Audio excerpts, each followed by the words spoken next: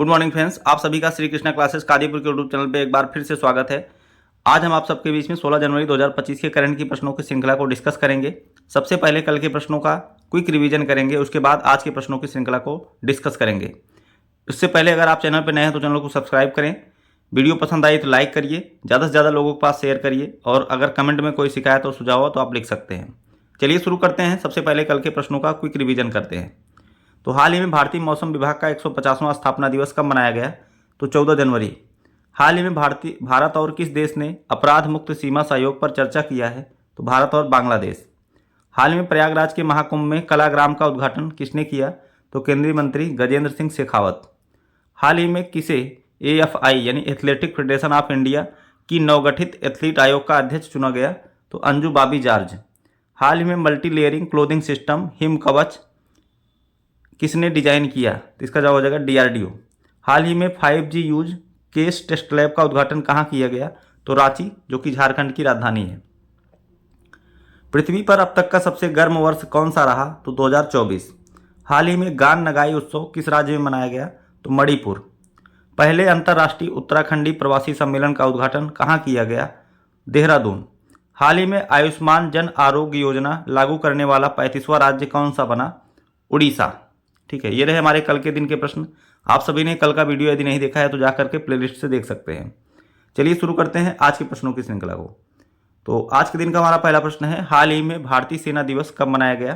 तो 15 जनवरी को मनाया गया भारतीय सेना दिवस। 15 जनवरी को प्रत्येक साल मनाया जाता है भारतीय सेना दिवस और इस बार इसका 77वां संस्करण है। इसका 77वां संस्करण है जो कि पुणे महाराष्ट्र में मनाया गया। ठीक है, और पुणे में बॉम्बे इंजीनियरिंग ग्रुप और सेंटर परेड ग्राउंड में इसका आयोजन किया गया। यह लगातार तीसरी साल है जब भारतीय सेना दिवस की परेड जो है दिल्ली के बाहर हो रही है। 2023 से पहले इसका आयोजन सिर्फ दिल्ली में किया जाता था। 2023 में पहली बार इसका आयोजन दिल्ली के बाहर बेंगलुरु में किया गया। पिछली साल 2024 में उत्तर प्रदेश की राजधानी लखनऊ में इसका आयोजन किया गया और इस बार जो है पुणे महाराष्ट्र में किया गया है। इसके साथ ही साथ पहली बार ऐसा हुआ है जब 12 रोबोटिक डॉग इस परेड में हिस्सा लिए हैं। रोबोटिक डॉग का मतलब रोबोट को कुत्ते की तरह बनाए हैं लोग। ठीक है, मतलब डॉग जो है जैसे 4 पैरों का होता है वैसे उसी प्रकार से रोबोट बनाए हैं, वो भी परेड में शामिल हुए हैं। आर्मी डे सेलिब्रेशन में 52 अवार्ड भी दिए गए हैं, जिसमें 15 सेना मेडल जो कि वीरता के लिए दिए गए हैं, 8 मरणोपरांत प्रदान किए गए हैं। ठीक है, इसके अलावा मतलब 15 में से 8 मरणोपरांत हैं। इसके अलावा विभिन्न कमांड यूनिट उत्कृष्ट प्रयासों में से 37 chief of army staff unit प्रशंसा पुरस्कार दिए गए हैं। तो 37 और 15 कितना हो जाएगा? 52। तो 52 अवार्ड इसमें प्रदान किए गए हैं। 15 जनवरी 1949 को फील्ड मार्शल KM करियप्पा भारतीय सेना के पहले कमांडर इन चीफ बने। इससे पहले भारतीय सेना का नेतृत्व ब्रिटिश अधिकारी करते थे। इस दिन भारत ने अपने सैन्य नेतृत्व की कमान एक भारतीय के हाथ में सौंपी। KM करियप्पा के सम्मान में यह दिन मनाया जाता है। आइए देखते हैं अगला प्रश्न। आइए रिवीजन कर लिया जाए जनवरी माह के जितने भी इंपॉर्टेंट डे आए हैं। 1 जनवरी 2025 को DRDO का 67वां स्थापना दिवस। 1 जनवरी को वैश्विक परिवार दिवस। 2 जनवरी को विश्व अंतर्मुखी दिवस। 3 जनवरी सावित्रीबाई फूले की जयंती। 4 जनवरी विश्व ब्रेल दिवस। 5 जनवरी राष्ट्रीय पक्षी दिवस। 6 जनवरी विश्व युद्ध अनाथ दिवस। 8 जनवरी पृथ्वी परिभ्रमण दिवस। 9 जनवरी प्रवासी भारतीय दिवस। 10 जनवरी विश्व हिंदी दिवस। 11 जनवरी मानव तस्करी के खिलाफ जागरूकता दिवस। 12 जनवरी राष्ट्रीय युवा दिवस। 14 जनवरी सशस्त्र बल भूतपूर्व सैनिक दिवस और 14 जनवरी को मौसम विज्ञान का विभाग का 150वां स्थापना दिवस मनाया गया। अगला प्रश्न देखते हैं। अगला प्रश्न है, हाल ही में IUCN ने रेड डाटा सूची में मीठे पानी की जैव विविधता के महत्वपूर्ण हॉटस्पॉट के रूप में किसे सूचीबद्ध किया है? इसका जवाब हो जाएगा पश्चिमी घाट। तो पश्चिमी घाट को रेड डाटा बुक की सूची में मीठे पानी के जैव विविधता के रूप में यहाँ पर शामिल किया है IUCN ने। आइए देखते हैं क्या है। यहाँ पर भारत के 4 जैव विविधता हॉटस्पॉट में से एक पश्चिमी घाट पर्वत श्रृंखला जो कि दुनिया के उन 4 क्षेत्रों में से एक है जहाँ मीठे पानी की प्रजातियाँ विलुप्त होने में के सबसे अधिक खतरे में हैं और इसी को IUCN के खतरे में पड़ी प्रजातियों की रेड डाटा लिस्ट की मीठे पानी की जैव विविधता महत्वपूर्ण हॉटस्पॉट के रूप में शामिल किया गया है। इसमें बताया गया कि दुनिया भर में मीठे पानी की 1/4 प्रजातियों के विलुप्त होने का उच्च जोखिम है, जिसमें पश्चिमी घाट के मीठे पानी की जैव विविधता संरक्षण के लिए सबसे महत्वपूर्ण क्षेत्रों में से एक है। और हमारे यहाँ इनमें सबसे ज़्यादा खतरे में केरल के पेरियार नदी में हम्बैक मसीर सर्वाधिक खतरे में है। एक प्रकार की मछली की प्रजाति है हम्बैक मसीर, और यह विलुप्त होने के कगार पे है। पश्चिमी घाट के संरक्षण के लिए कौन सी समिति बनाई गई थी? इसका जवाब हो जाएगा माधव गाडगिल समिति। बात करते हैं IUCN की। IUCN का मतलब international union for conservation of nature. इसका फुल फॉर्म होता है 1948 में स्थापना हुई थी। इसका हेडक्वार्टर है ग्लैंड, स्विट्जरलैंड में। हैरी मैसेल पुरस्कार इस बार दिया गया बिप्लब कुमार तालुकदार को, जो कि असम के रहने वाले हैं। बिप्लब कुमार तालुकदार को हैरी मैसेल पुरस्कार दिया गया, जो कि पर्यावरण संरक्षण के क्षेत्र में दिया जाता है। ठीक है, तो अभी हॉटस्पॉट की श्रेणी में शामिल किया गया है पश्चिमी घाट को IUCN के रेड डाटा बुक की सूची में।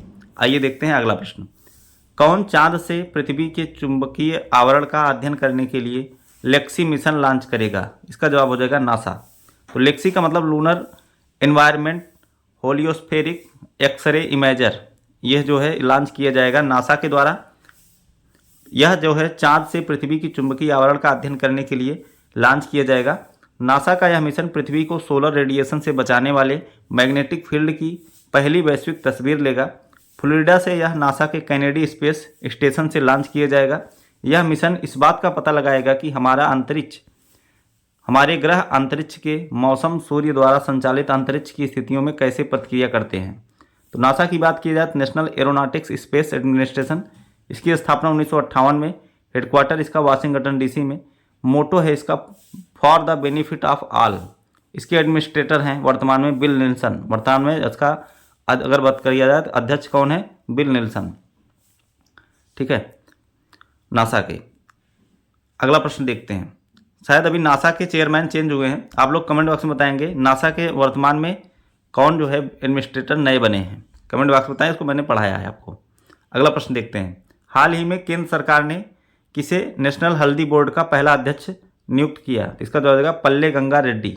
पल्ले गंगा रेड्डी को बनाया गया है नेशनल हल्दी बोर्ड का पहला अध्यक्ष।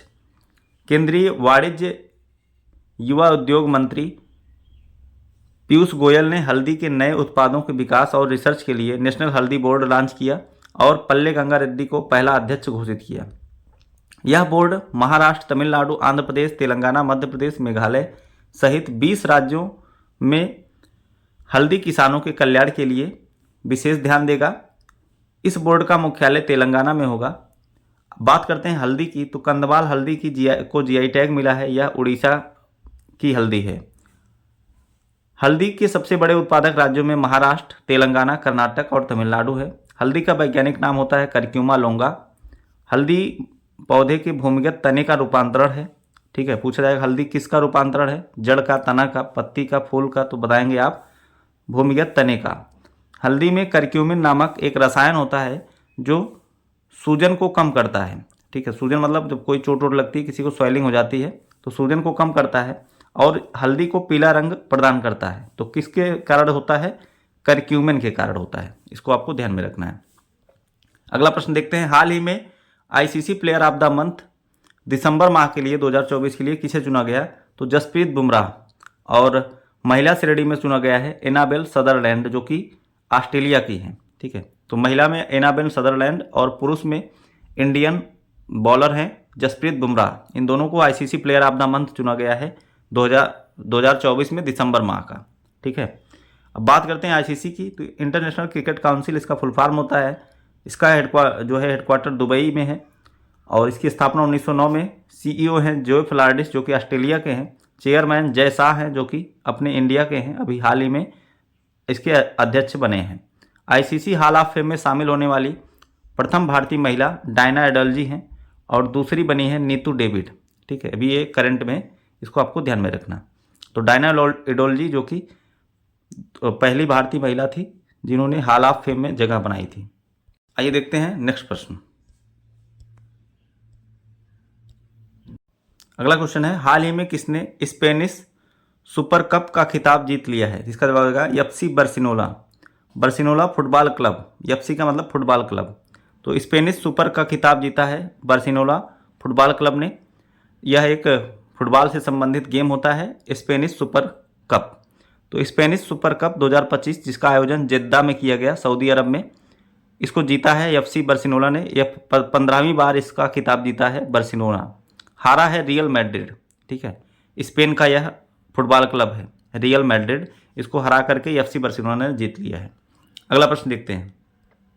हाल ही में चर्चा में रही इरा जाधव का संबंध किस खेल से है? इसका जवाब हो जाएगा क्रिकेट।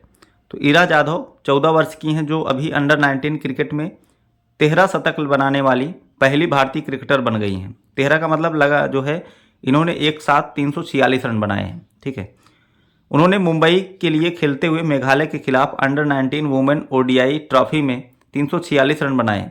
इस तरह उन्होंने स्मृति मंधाना का अंडर 19 में 224 रनों का रिकॉर्ड तोड़ दिया। वे पुणे महाराष्ट्र से हैं। ठीक है, कहाँ की हैं ये इरा जाधव? ये पुणे महाराष्ट्र की हैं। ठीक है, जहाँ पर भी सेना दिवस भी मनाया गया है, इसको आप लोग ध्यान में रखिए। अगला प्रश्न देखते हैं। ये हैं इरा जाधव। अगला प्रश्न देखते हैं। हाल ही में रैबिट फीवर के मामले तेजी से किस देश में बढ़ रहे हैं? इसका जवाब हो जाएगा अमेरिका। तो किस देश में रैबिट फीवर के मामले तेजी से बढ़ रहे हैं? अमेरिका में। तो रैबिट फीवर मतलब यह एक प्रकार का जूनोटिक बीमारी है, जो कि जो है कह सकते हैं आप जानवरों से इंसानों में फैलती है। तो अमेरिका में रैबिट फीवर के मामलों लगातार में बढ़ोतरी हो रही है। सीडीसी के मुताबिक पिछले एक दशक में इस बीमारी के मामलों में 50% से ज़्यादा उछाल देखा गया है। रैबिट फीवर, जिसे टुलारेमिया भी कहा जाता है, यह एक जूनोटिक बीमारी है जो खरगोश और अन्य जानवरों से इंसानों में फैलती है। यह बैक्टीरिया मुख्य रूप से खरगोश, चूहा या अन्य छोटे स्तनधारी में पाया जाता है। ठीक है, अगला प्रश्न देखते हैं। पनडुब्बी ट्रैकिंग के लिए सोनबॉय पर भारत और किस देश के बीच साझेदारी हुई है? इसका जवाब हो जाएगा अमेरिका। तो पनडुब्बी ट्रैकिंग के लिए सोनबॉय, जो कि एक अमेरिका के द्वारा बनाया गया एक यंत्र है, यह पता लगाता है कि पनडुब्बी कहाँ पर, किस जगह पर वर्तमान में गति कर रही है। ठीक है, समुद्र में उसकी स्थिति का पता लगाता है। ठीक है, तो यह एक प्रकार से निगरानी करने के लिए एक उत्तम व्यवस्था है सोनबॉय। तो इससे जो है, इसके लिए साझेदारी हुई है भारत और अमेरिका के बीच में। तो सोनबॉय एक उन्नत उपकरण है जिसका उपयोग मुख्यतः जल के नीचे निगरानी के लिए समुद्री अभियानों में किया जाता है। इन्हें सैन्य बलों द्वारा विमान या जहाज से तैनात किया जाता है, या तो ये जल के ऊपर तैरते रहते हैं या गहराई में डूब जाते हैं। ठीक है, तो कुछ इस प्रकार से जो आप इमेज में देख सकते हैं, इनको जो है किसी जहाज के द्वारा इनको या तो ये ऊपर तैरते रहेंगे या फिर जल में डूब जाएंगे। इनको उसमें जाकर के समुद्र में छोड़ा जाता है जहाज के जरिए। अगला देखते हैं। अगला प्रश्न है, हाल ही में दक्षिण भारत में पहली संक्रामक रोग शोध व निदान प्रयोगशाला कहाँ स्थापित होगी? इसका जवाब हो जाएगा बेंगलुरु। तो BMCRI यानी Bengaluru medical college and research institute में दक्षिण भारत की पहली संक्रामक रोग शोध और निदान प्रयोगशाला स्थापित होगी। यह प्रयोगशाला संक्रामक रोगों के उपचार और उनकी निगरानी में सहायता करेगी। अगला प्रश्न देखते हैं। अगला प्रश्न है, नीति आयोग और न्यूशॉप ने किस प्रोग्राम को लॉन्च किया है? इसका जवाब हो जाएगा एम्पावर हर ब्रिज। ठीक है, एम्पावर हर ब्रिज नामक जो है एक प्रोग्राम लॉन्च किया है। यह विशेष प्रकार से महिलाओं को सशक्त करने के लिए शुरू किया गया है नीति आयोग और न्यूशॉप द्वारा। नीति आयोग और न्यूशॉप ने महिलाओं के लिए एम्पावर हर ब्रिज प्रोग्राम लॉन्च किया, जो महिलाओं को व्यावसायिक कौशल और आत्मनिर्भर बनाने के लिए प्रेरित करेगा। नीति आयोग का मतलब national institute for transforming India, ये नीति का फुल फॉर्म होता है। इसकी स्थापना 2015 में अध्यक्ष हैं इसके प्रधानमंत्री मोदी जी। जो भी प्रधानमंत्री होगा जो है वही नीति आयोग का अध्यक्ष होगा। यह योजना आयोग का परिवर्तित रूप है। इसके उपाध्यक्ष हैं सुमन के बेरी और CEO हैं BBR सुब्रमण्यम। ठीक है, अगला प्रश्न देखते हैं। बस आज के प्रश्नों की श्रृंखला यहीं पर समाप्त होती है। आपको वीडियो कैसा लगा कमेंट बॉक्स में ज़रूर बताएंगे। यदि आपको वीडियो पसंद आया तो ज़्यादा से ज़्यादा लोगों के पास शेयर करिए। अगर अभी तक लाइक नहीं किया तो एक बार लाइक कर दीजिए। चैनल पर नए हैं तो चैनल को सब्सक्राइब करें। मिलते हैं नेक्स्ट वीडियो में। आप सभी को वीडियो देखने के लिए धन्यवाद। Thanks for watching.